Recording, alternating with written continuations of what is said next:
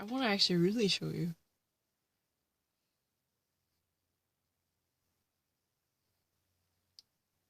Coronavirus are more than 75,000 deaths in the United States.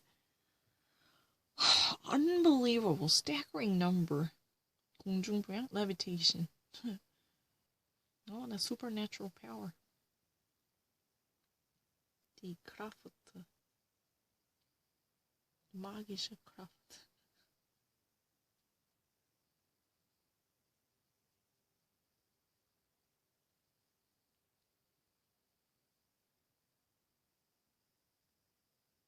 Surnaturel, ja, surnaturel.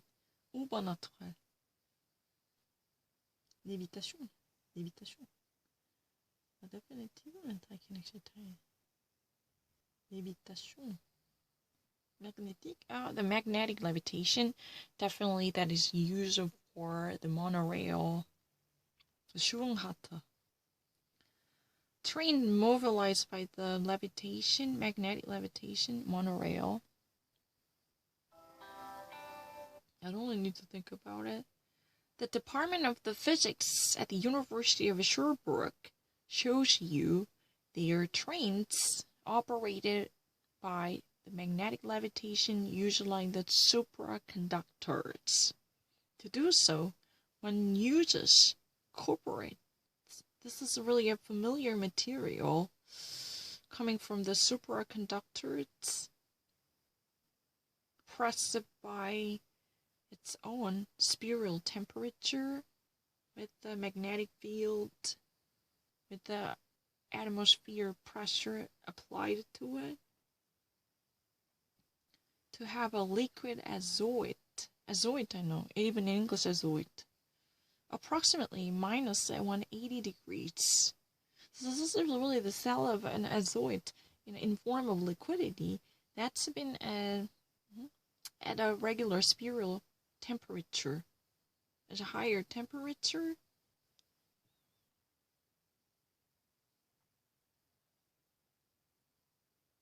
dun, dun, din, din, din, din, din. If you ever watch this one, you'll get to know a lot of things.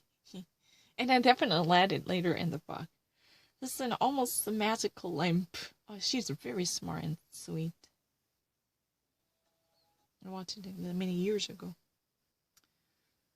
This is not really a magical lamp, but it looks like it. The story of this Canadian junior high student, origin of coming from, parents at least, ancestry from Philippines, Anna Makosinski, 15-year-old, who has conceived and invented the prototype of a frugal lamp, fueled by only the heat of the body. Your body temperature really the only source that could fuel up this, flashlight lamp to actually distribute it, this amazing gadgets to all school students and middle school students in the developing countries who, have no access to electricity at their houses by themselves. She's really smart and very humanitarian. This is really easy. They inspire the robots by animals. Those robots are truly inspired by animals. The ideas about the kicks were given by the animals.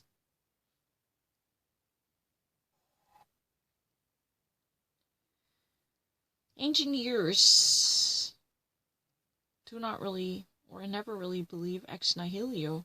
There is nothing that's useless. That's ex nihilo. Engineers definitely never buy the notion of ex nihilo. They are always just something that could actually inspire them from this, lady nature. We normally actually call it the mother nature, but in French that's called the lady nature. Yeah, they have always been inspired by the lady nature. And particularly in the reign of animal, the domestic, the kingdom of animal, for inventing probably the most ingenious objects. If I ever actually, be professional, let me actually, straightforward to streamline the message. engineers never buy the notion of ex nihilo. They are always inspired by the Mother Nature, in particular from the animal kingdom, to develop and invent probably the most ingenious and unique objects. In the terrain and domain of the robotics, this rule does not see any exception. This is not an exceptional case to evade this rule. Future Magazine, as a program, starts its own journey to discover the robots inspired by animals, which could already actually assist us on a daily basis in quotidian along our lives.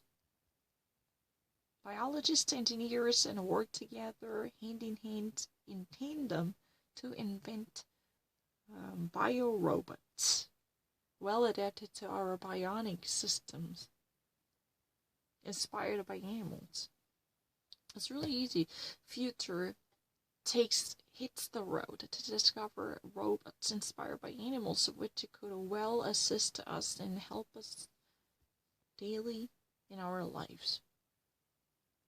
Biologists, engineers work in tandem to invent and crank out biorobots. Or it's really easy. The green energy, thanks to animals. What was it? In Loura-de-Cher, this is really the city area, the region. The magnificent zoo park of a Beauval garden, approximately hosting 5,700 animals. White lions, koalas, pandas, elephants, Elefanter, Panda, Koala und Löwen. The koala and the panda, even including pandas and koalas and elephants, a really gigantic mammoth. These are pensioners who actually manage a lot of, create a lot of happiness also. Equally tons of excrements. Because there are placed inside the menagerie, like the pensioners who've been actually being helped and assisted, by trainers. So they normally actually create enormous joy, but they also create tons of excrement, right? Instead of throwing them away, the zoo park has developed an idea to transform it into energy, thanks to this methanization unit devoted to turning and transforming animal manure into energy sources. The park produces biogas to energize and feed up the entire zoo by heating it up and brightening up the entire facilities that is normally be electricity guzzler. So this concern is really done self-sufficiently. Almost in a first in the world, which it could well be on condition to turn the zoo entirely autonomous in energy consumption. As a first in the world, this could well be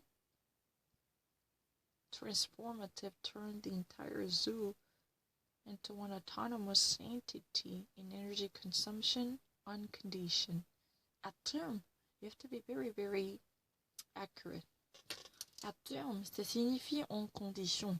Et il existait en ce temps condition qui sait en changer la situation, qui sait varier.